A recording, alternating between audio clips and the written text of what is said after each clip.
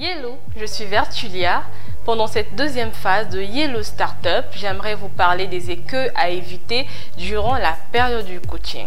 Le start-upper doit éviter de se projeter dans la situation où il déjoue et tente de manipuler le pouvoir des coachs. Lorsque je parle de manipuler le pouvoir des coachs, je fais allusion à des questions impertinentes, agaçantes. Le start-upper doit respecter le principe de séparabilité de rôle afin d'éviter le coaching sauvage, c'est-à-dire se mettre à sa place. Il y a plusieurs écueils à éviter, entre autres, j'aimerais parler de la distraction.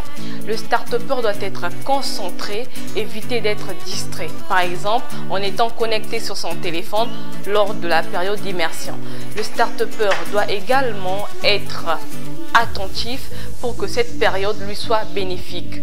Deuxièmement, j'aimerais parler de la suffisance de soi ou l'arrogance.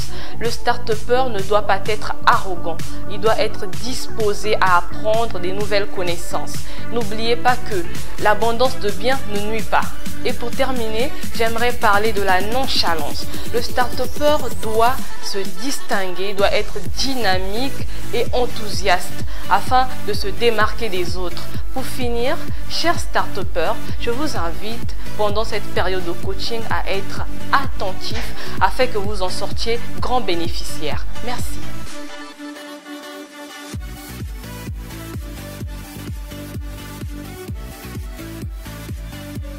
MTN, everywhere you go.